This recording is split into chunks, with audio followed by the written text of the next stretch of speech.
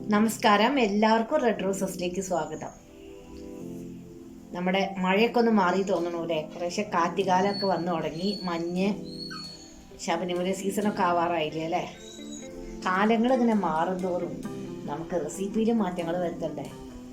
ഞാൻ വിചാരിച്ചു എന്തായാലും ദോശയിൽ കുറച്ച് മാറ്റം വരുത്തിയാലോ. ഇന്ന് ഞാൻ മൈസൂർ മസാല ദോശയാണ് ഉണ്ടാക്കുന്നത്. നിങ്ങൾ കഴിച്ചിട്ടുണ്ടോ, കേട്ടിട്ടുണ്ടോ? കഴിക്കാൻ വളരെ സ്വാദിഷ്ടമായിട്ടുള്ള ഒരു ദോശയാണ് മൈസൂർ മസാല ദോശ. മൈസൂർ ബോണ്ട കഴിച്ചിട്ടുണ്ടോ? എന്തൊരു ടേസ്റ്റാ! അതേപോലെ തന്നെ മസാല ദോശയും വളരെ ടേസ്റ്റിയാണ്, ഈസിയാണ്. അപ്പോൾ നമുക്ക് മസാല ദോശ എങ്ങനെയാണ് ഉണ്ടാക്കേണ്ടതെന്ന് നോക്കാം. ഇന്ന് ഞാൻ ഉണ്ടാക്കാൻ പോണത് easy and tasty Mysore masala ദോശയാണ്.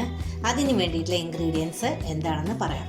ആദ്യമായിട്ട് നമുക്ക് ദോശയ്ക്ക് വേണ്ടിയിട്ടുള്ള ബാറ്റർ സാധാരണത്തെ പോലെ തന്നെ പച്ചരി, കുറച്ച് പുഴുക്കല്ലരി, അതേപോലെ ഉഴുന്ന് ഒക്കെ ആവശ്യത്തിന്. അത് സാധാ ദോശയുടെ ബാറ്ററിൻ്റെ അതേ പാകം. പിന്നെ അതിന് വേണ്ടിയിട്ട് ഒരു ചമ്മന്തി അരയ്ക്കണം നമ്മൾ. അതിന് വേണ്ടിയിട്ട് കുറച്ച് തക്കാളി, നിങ്ങളുടെ ആവശ്യത്തിനനുസരിച്ച് തക്കാളി, ഇഞ്ചി, കറിവേപ്പില, മല്ലിയില, പച്ചമുളക്, ചെറിയ ഉള്ളി, പിന്നെ കുറച്ച് ജീരകം, പൊട്ടുകടല. ഇത്രയും സാധനങ്ങളാണ് ചമ്മന്തിക്ക് വേണ്ടത്. പിന്നെ ഇതിൻ്റെ മസാല തയ്യാറാക്കാൻ സവാള നീളത്തിൽ അരിഞ്ഞത്, പച്ചമുളക്, ഇഞ്ചി, വെളുത്തുള്ളി, ഉഴുന്ന് പരിപ്പ്, കുറച്ച് കടലപ്പരിപ്പ്, ഉരുളക്കിഴങ്ങ് പുഴുങ്ങി വെച്ചത്, ഇത്രയും സാധനങ്ങൾ വേണം. പിന്നെ ഗരം മസാല, കുരുമുളക് പൊടി, മഞ്ഞൾപ്പൊടി, മുളക് പൊടി, ഇത്രയും സാധനങ്ങൾ വേണം. അപ്പം നമുക്ക് ഇതിന് വേണ്ടിയിട്ട് ഒരു ചമ്മന്തി ആദ്യം തയ്യാറാക്കാം. ഈ ഒരു ഫ്രൈ പാനിൽ നമുക്ക് ചമ്മന്തി തയ്യാറാക്കാം. ഇതിലേക്ക് നമുക്ക് ആദ്യം വെളിച്ചെണ്ണ കുറച്ച് ഒഴിച്ചു കൊടുക്കാം. വെളിച്ചെണ്ണ ഒന്ന് ചൂടായി കഴിഞ്ഞാൽ പൊട്ടുകടലയും ജീരകവും ഇട്ട് കൊടുക്കാം. പൊട്ടുകടല, ജീരകം ഇട്ട് കൊടുത്തു. പച്ചമുളക്, ഇഞ്ചി, കറിവേപ്പില,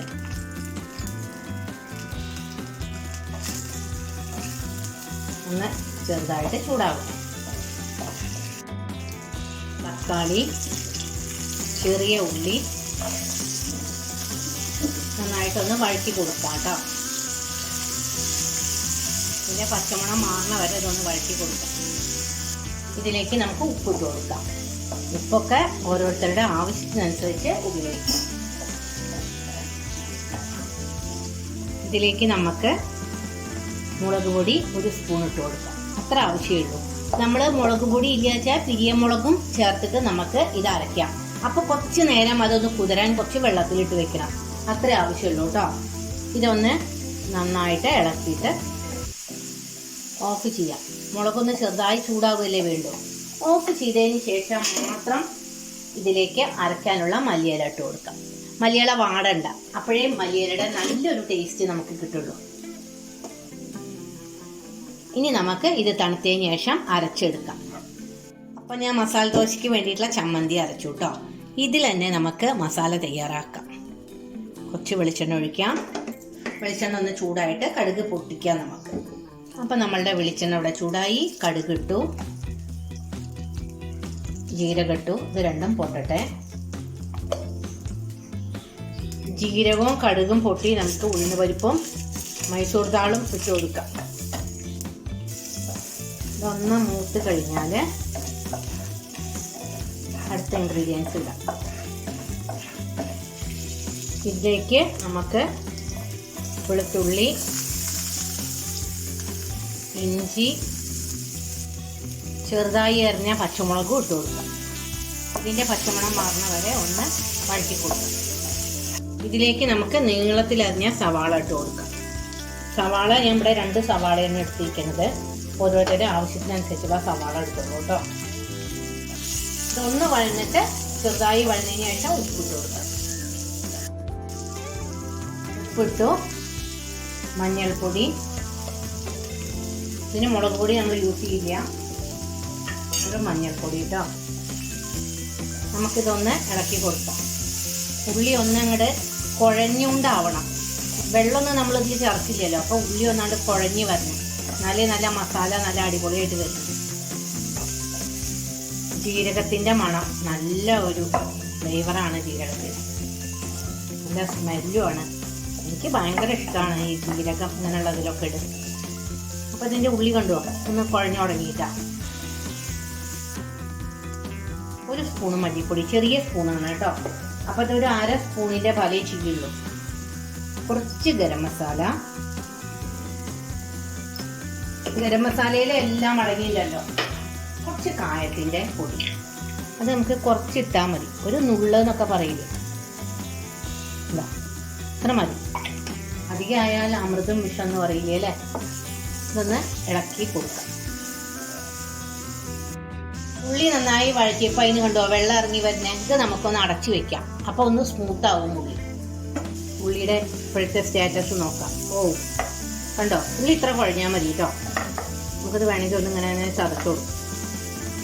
ഇതിലേക്ക് നമുക്ക് ഉരുളൻകിഴങ്ങ് പൊടിച്ചിടാം. മൈസൂർ മസാല ദോശയ്ക്കുള്ള മസാല ഇവിടെ റെഡിയായി. ഇതിലേക്ക് നമുക്ക് മല്ലിയില ഇട്ട് കൊടുക്കാം. ഇനി ഇത് ഓഫ് ചെയ്യാം. ചമ്മന്തി റെഡിയായി, മസാല ഇവിടെ റെഡിയായി. ദോശത്തട്ട അടുപ്പത്ത് വെച്ച് നന്നായിട്ട് ചൂടായിട്ടുണ്ട് കേട്ടോ. ഇനി നമുക്ക് ഇതൊന്ന് പരത്താം. ദോശ വലിപ്പം വേണമെന്ന് വെച്ചാൽ വലിപ്പത്തിന് പരത്തിക്കോളൂ, അവരവരുടെ ദോശയുടെ തട്ടിനനുസരിച്ച്. ചെറുതാണെങ്കിൽ ചെറുതാക്കി പരത്തിയാലും മതി കേട്ടോ. നോൺ സ്റ്റിക്ക് ആണെങ്കിൽ ഇനിയും നന്നായിട്ട് പറ്റും. പക്ഷെ എനിക്ക് ഇങ്ങനത്തെ ദോശ തട്ടാണ് ഇഷ്ടം. നോൺ സ്റ്റിക്കും എൻ്റെ കയ്യിലുണ്ട് കേട്ടോ. ഇതിൻ്റെ മേലെ കുറച്ച് നമുക്ക് നെയ്യ് ഇങ്ങോട്ട് ചെറുതായിട്ടൊന്ന് സ്പ്രെഡ് ചെയ്ത് കൊടുക്കുക, അത്ര മതി. ഇതിൻ്റെ മേലെ നമുക്ക് ഈ ചമ്മന്തി ആക്കി കൊടുക്കാം.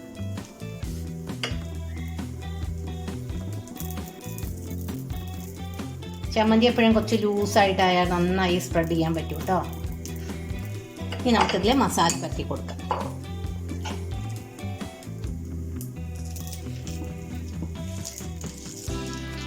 മസാല നിങ്ങൾക്ക് ഏത് സൈഡിൽ വേണമെങ്കിൽ വെക്കാം കേട്ടോ. ഇത്ര മസാല മതി. അപ്പം നമ്മുടെ മൈസൂർ മസാല ദോശ നമുക്ക് വാങ്ങാം കേട്ടോ. നല്ല സുന്ദരി ദോശ ഇവിടെ റെഡിയായി. ഇനി അടുത്ത ദോശ ഇതുപോലെ തന്നെ നമുക്ക് ഉണ്ടാക്കാം. നോൺ സ്റ്റിക്ക് ആണെങ്കിൽ എണ്ണ പുരട്ടണ്ട. അത് ഉണ്ടാക്കാനും എടുക്കാൻ എളുപ്പത്തിനും വേണ്ടിയിട്ട് ഞാൻ കുറച്ച് എണ്ണ അതുമ്മേ സ്പ്രെഡ് ചെയ്ത് കൊടുക്കുകയാണ്.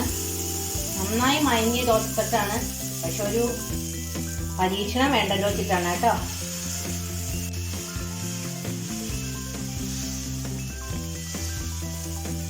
ചില ആൾക്കാർക്ക് ഇടത്തോട്ടാവും പരത്തല്, ചിലവർക്ക് വലത്തോട്ടാവും അല്ലേ.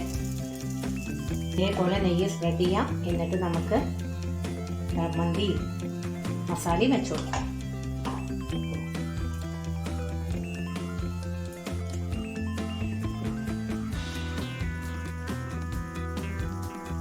മൈസൂരൊക്കെ പോയാൽ ഈ ദോശ എല്ലാ ഷോപ്പുകളിലും ഉണ്ടാവും. കോയമ്പത്തൂരും ഉണ്ടാവാറുണ്ട്.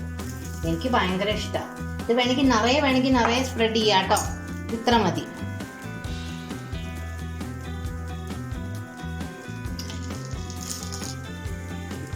ഇതുപോലെ മസാല ആക്കി കൊടുത്താൽ മതി കേട്ടോ. ഇനി നമുക്കിത് കുറച്ച് ചമ്മന്തി കൂട്ടിയിട്ട് ഈ ദോശ കഴിക്കുകയും ചെയ്യാം. ഒരാൾ 2 ദോശയ്ക്ക് കഴിക്കില്ലോ, അപ്പോൾ തന്നെ നമുക്ക് ഹെവി ആവുക. ഇത് വാങ്ങാം നമുക്കായി കഴിഞ്ഞു. അപ്പോൾ നമ്മുടെ ദോശ നമുക്ക് വാങ്ങാം കേട്ടോ. നല്ല ക്രിസ്പി ടേസ്റ്റി മസാല ദോശ.